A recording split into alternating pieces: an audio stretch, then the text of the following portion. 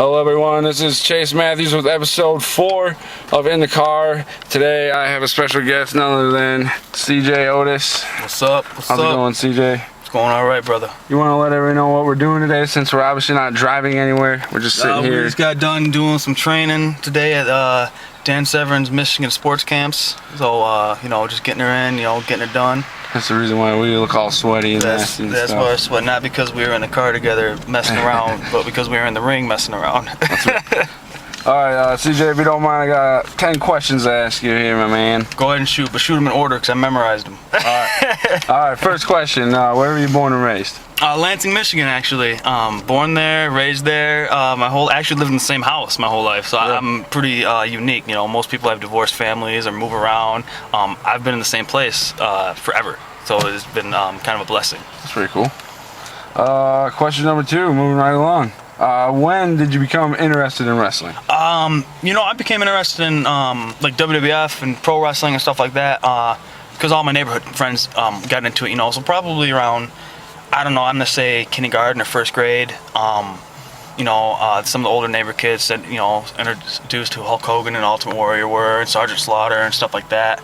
And then we'd wrestle around. We had wrestling clubs and stuff like that. And then as I got older, I got into the independent scene and the territory scene and the old school and the guys like that and stuff like that. But probably kindergarten, first grade, right around that time frame. Cool. All right, question number 3. Who were your heroes in wrestling when you were growing up?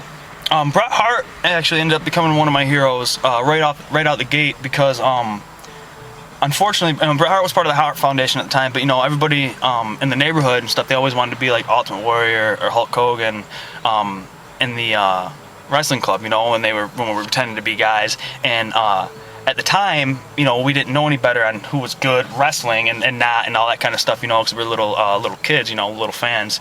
And I always got stuck being like Bret Hart. And then we had a guy in the neighborhood that could laugh like Jim the Anvil. So I got stuck being Bret Hart all the time, and so I started watching Bret Hart more, and I became a fan. So I would say Bret Hart was the biggest fan, and I always really liked Mr. Perfect and how he always talked and was always arrogant and chewing the gum, and I would try to spit the gum out and slap it with my hand and I'd always miss, and that kind of fun stuff. So Bret Hart and then Mr. Perfect. All right. Question number 4. What influenced you to become a wrestler? Well, one of my neighborhood friends got into freestyle wrestling, so I followed, and then I did pretty well up through high school wrestling and stuff, and I always thought, oh man, it'd be cool to be a pro wrestler, because when I was in high school, it was the Attitude Era, WCW and the war and the ratings and everything, so it was always like, oh man, that'd be sweet to be a wrestler, but I never thought nothing of it would come. And then when it came time for me, I had an opportunity to wrestle in college, and I didn't fill out the paperwork to go to college. I don't know, I guess I got lazy. I got laid, for the first time, and just had pussy on the brain. So I didn't fill out the paperwork, and just didn't go. So my original plan was to come to Michigan sports camps, train for a year in wrestling with Severn, because he's a world-class wrestler, and then go to junior college and then try to make my way from there. And it just never happened. I came down here, started the training, and then just kind of started training and everything, and the rest is history with that. So you kind of sort of answered question number 5, which is who trained you? I started at Michigan sports camps, where Dan Severn owns and runs, but the head trainer at the time was actually Jack Thriller. So in technical terms, Jack Thriller is actually the one that trained me. Okay. Dan, because I guess let me rephrase. When I came down, I trained wrestling, like just pure wrestling with Dan, a couple days a week. I would train pro wrestling with Jack Thriller, and I also got into the MMA classes and would just train. But I never really had inspirations of doing it at the time. I wanted to train because I liked the competition at the time. But Jack Thriller was my very first pro wrestling trainer. Then from Jack Thriller, I hooked up with Sabu, actually, and me and Sabu didn't train necessarily in the ring a whole lot, but he trained me mentally, on the road, because we traveled together for about 5 years, and he taught me really how to take care of myself on the road, how to handle bookings, pay, how to, the psychology of a match, stuff like that. He really helped me out that way. All right. Question number 6, how many years have you been active? Jack Thriller says he thinks it's only been 9 years, but I think this is going on my 10th year. in professional wrestling. It could only be 9. I'd have to actually look back at my date book on when I actually had my very first match. But I know I started training down here at Michigan Sports Camps in 2002. But I think my first match might have been 2003. So I probably got a few more months before it would be actually my 10th year for active. But to go back a question, to finish up my trainings, I have a lot of training. Oh, my bad. Sorry. After Sabu got signed to WWF or WWE, and I think it was 06-ish for a little while. He sent me to Scott D'Amore's to train over there in the Can-Am Wrestling School. Okay. And so I was able to go there and train. And at that time, Scott D'Amore had an exchange with the All Japan Pro Wrestling students.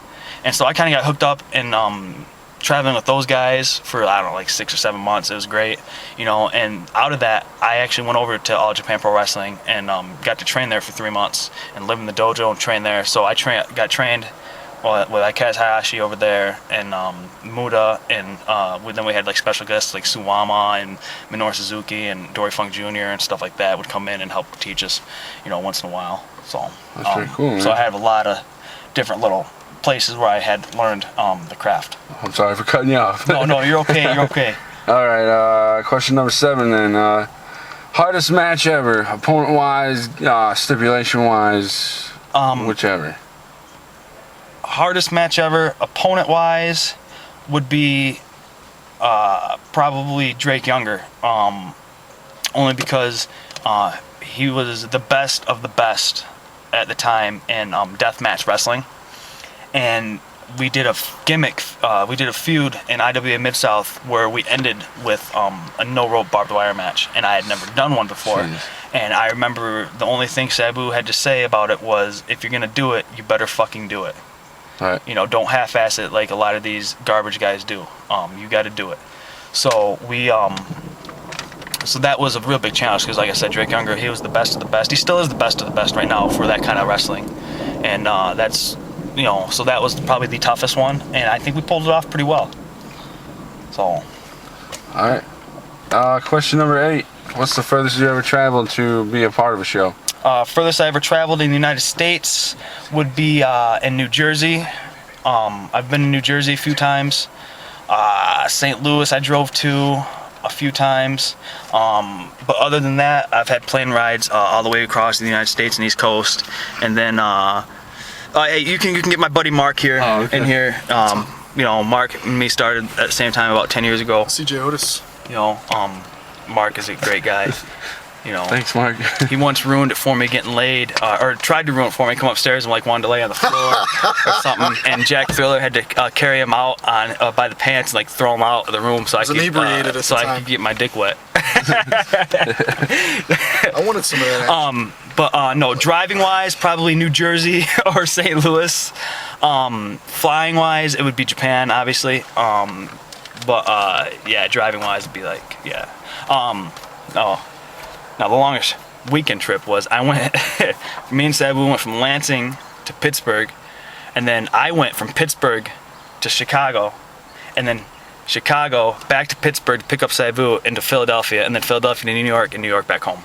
Jeez. In like a 4 or 5 day span. So, and I did all that driving, so that's the longest. Yeah. All right, man. Question number 9. Where did you come up with? This is kind of where'd you come up with the name CJ Otis? Well, my first name is Corey. Middle name is James, and my last name is actually German. It's Achen. And when you look at the writing, you can't say it. Because I always wanted to be like Chris Benoit is really Chris Benoit. Bret Hart's really Bret Hart. So I always wanted to have my real name, but nobody could say Achen. So I was just driving down the Coldwater one night, and I had a match that I had to do down here in front of like Dan and Jack and stuff like that, and they're going great. And I'd have a name and a character and stuff. And I passed a road called Otis, like Otis Street or something like that. And I was like, oh, CJ Otis. I said, okay, I'll use that. And it's just always stuck. Cool. All right, and this is the final question. Now, everybody knows that there's wrestling critics out there. Oh, yeah. You know, people that hate it and stuff. What do you say to those people that say wrestling's fake? I say look at guys like Josh Barnett. You know, he's at the top of the world with mixed martial arts. You know, and he wrestles over in Japan all the time, and he's not bad, you know, in pro wrestling, and he's freaking top 10 in the world for the mixed martial arts.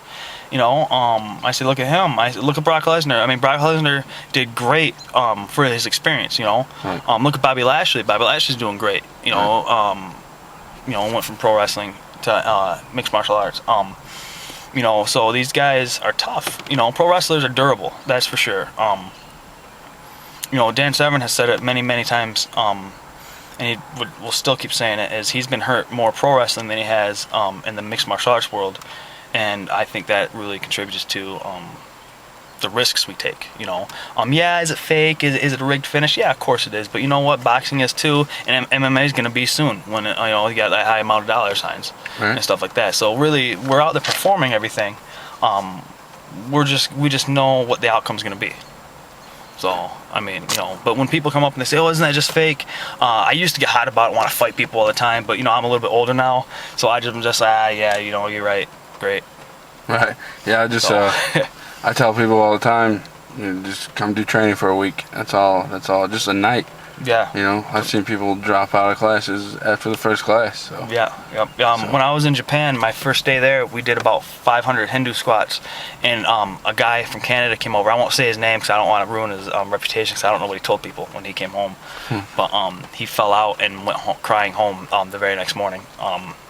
So that was you know, pretty interesting to watch and see happen. You know, I was 23 years old, 24 years old, I think, 23 or 24, and you know, I'm over there, and he leaves, and there's nobody else there speaks English, and I'm just like, fuck, what do I do? Like, well, I don't really know him. I just met him when I got there, so I said, fuck it, you know, I'm here for me.